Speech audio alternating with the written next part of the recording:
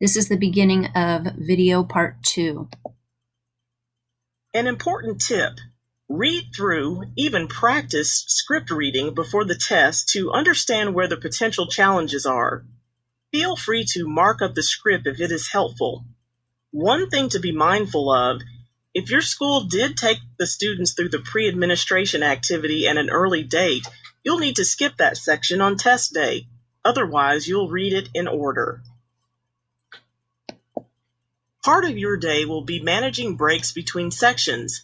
Select each segment for some pointers. While students are mid-test, write the time for the next break on the board, both when it will start, how long it is, and when students will need to return. Indicate, too, that beverages and snacks are permitted during breaks. Ideally, snacks and beverages should be consumed outside of the testing room, but this may not be possible at all schools. Please make sure that eating or drinking is never allowed near testing materials.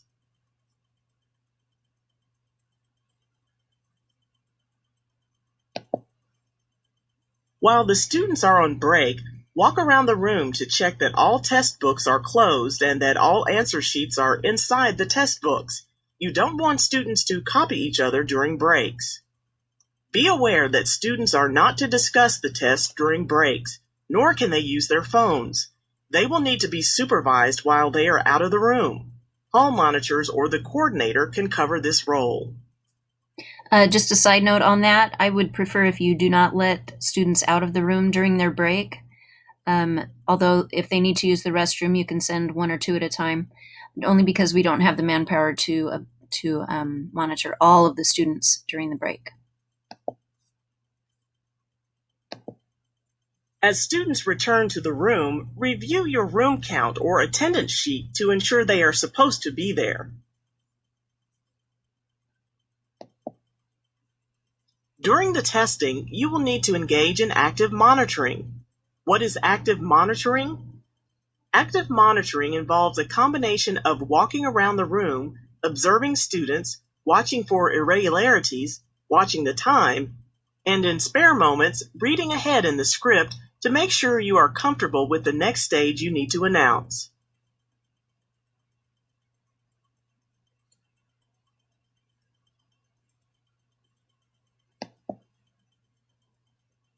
Do you know what to do if your active monitoring uncovers a problem? Generally, you'll find the problem addressed in the irregularity chart provided in your coordinator manual. There, you'll find solutions and actions you should take right away. Then, if applicable, you will follow up by noting the incident in your irregularity report as described in the chart. If you are noting a group irregularity, include the testing room code if one has been assigned, and make sure to include the names of the involved students on the last page of the irregularity report. Once the test is done, you would return a completed report of irregularities. Here's an example. The proctor has completed the script for the reading portion of the test. Not 2 minutes in, she notices a student texting on her phone and leaving the phone on her desk. The proctor knows the phone isn't permitted and has to handle the situation. Exactly how to handle it will be in the irregularity chart. Open this irregularity chart and see if you can find the correct action. Let's see. Where would it be?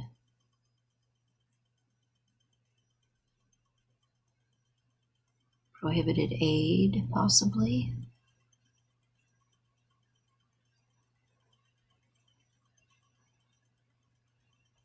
I think that's what it is. Yeah, I think a cell phone out is going to be a prohibited aid.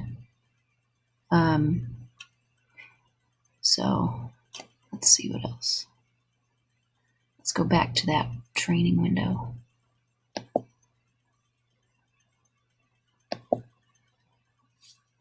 The proctor knows the phone is prohibited and finds the issue identified under Observed with Prohibited Electronic Devices. She sees that she will need to collect the test book and answer sheet and dismiss the student. The chart also identifies how to report the incident. Here, she'll fill in the irregularity report for this issue following the directions. So if it does happen that you need to dismiss a student, give me a call and I will tell you which study hall you could send them to, or possibly ATS. Here's a different situation. For this one, you'll need to solve the problem on your own.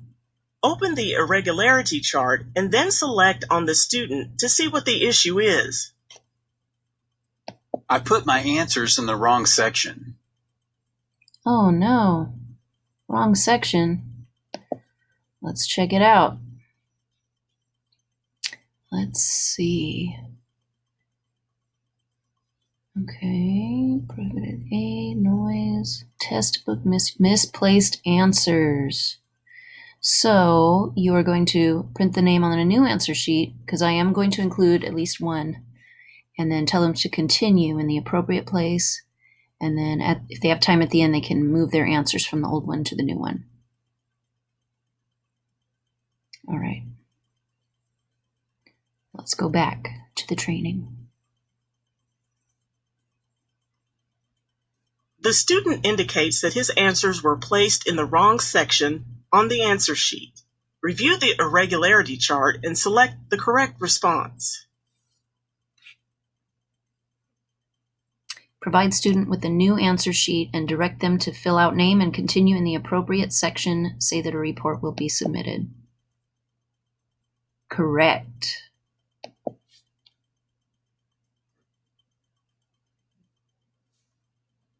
Okay.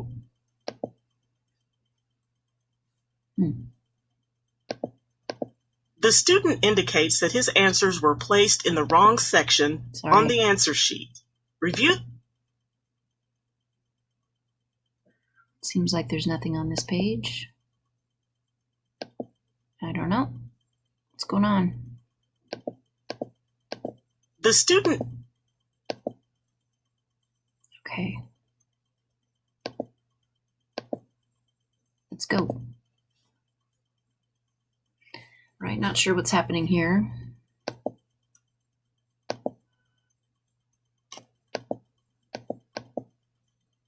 Okay. Let me figure this out, and then I'll do part 3 of the video.